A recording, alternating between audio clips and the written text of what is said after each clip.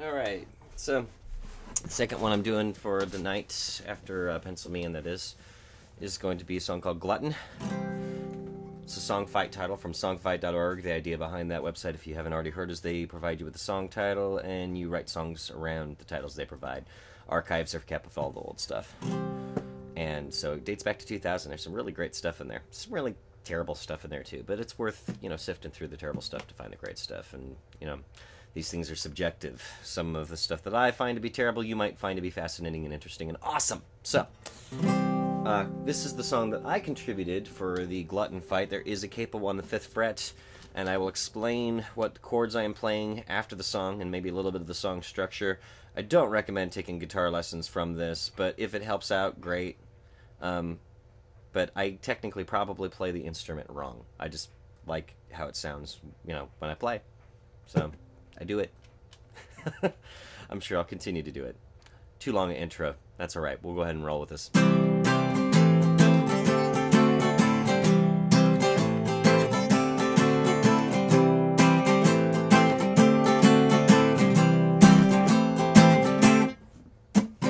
I say too much more often than I know when to shut up. They tell me that it's good that I can see these things for what they are. It's not as hard to change it. What has got a hold on me? What stops me from breaking free? I have an addictive personality.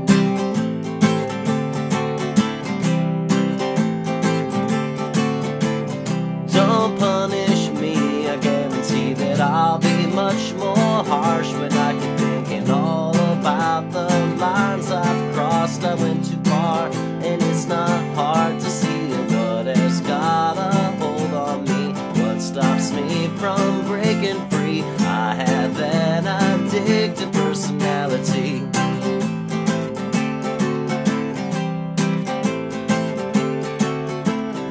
In retrospect, I see where I went wrong, but it's too late to correct it. I say I learned from this, but I know better. I'm sure I'll screw up again. I say too much more often than I know when to give up. They tell me that it's good to be persistent when I know it's not, but I can't stop. I'm sorry, what has got a hold on me? What stops me from breaking free? I have an addictive personality.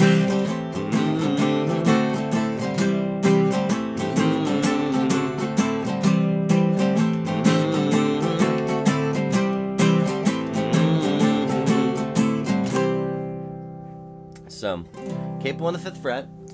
Very basic, what would be a G chord, standardly when you're not using the fret, anyway. And, again, I'm going to go ahead and explain this like I did with Pencil Me In, where it's, like this case, 3, 2, 0, 0, 3, 3. Hopefully that makes sense to you. If not, it's, the closest fret to you here, the E string. Hold down the 3rd fret, then the 2nd fret, then 0 means open, leave it open, 0, 3, 3. So that's the first one, and then we move just the first lower fingers to where it now becomes 0, 2, 2, 0, 3, 3. So it's, and then it's that chord. Again, I don't know the names of these so much as just I like how they sound when I play them. So zeros. Actually, I'm not playing the first one. X 0, 2 0. 3 0, and then we move that 3 down to a 2, so it's now X 0 2 0 2 0.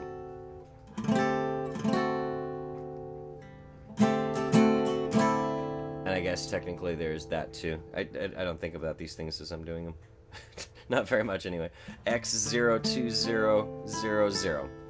So we start that ring finger starts with 3 2 open 2. So it's And something that's important about this song to keep in mind is that if you're keeping track with the time signature, it's a 7, I believe it would be what they call a 7/4.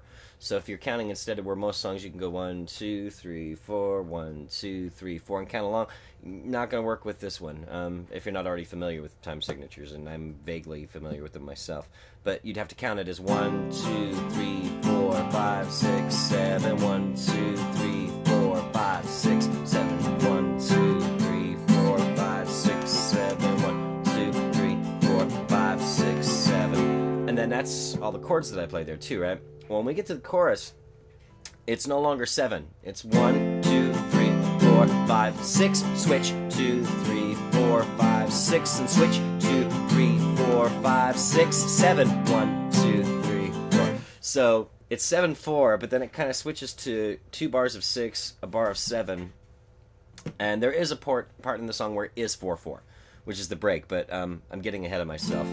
The chorus, what would be a C, standard C, is the first chord I use, X 3 2 0 1 0, and then I love this one, an easy chord to play, the E minor 7. Again, that's what it would be if it wasn't for the fact that the capo's here. Keep that in mind. 0 2 0 0 0 0. Very simple. You're holding down 1 fret. So, and then you go back to the C chord, the X 3 2 0 1 0, and then what would be a standard D, fairly common, is X 0 0 2 3 2. So it's.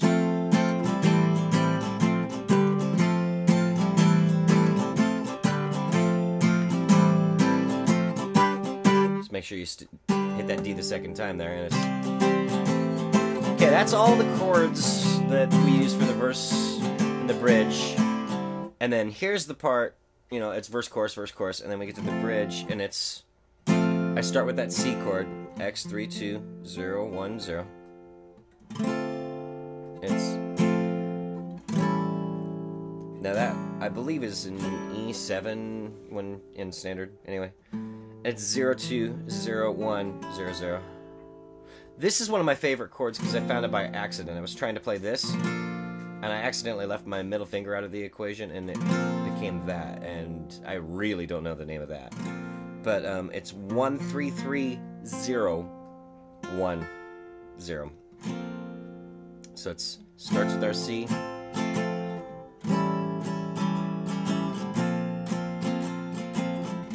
Go back to that C, and then the second time, instead of playing a standard C, I go to what would be an A minor 7, again keeping in mind that this is all with a capo there. So I guess I didn't explain that one yet. That one's X 0 2 0 1 0, and then go through the same pattern, ending on that D chord. Like I said, I really don't even know if this is going to help anybody, but if it does, awesome. Love that chord. Thanks for watching.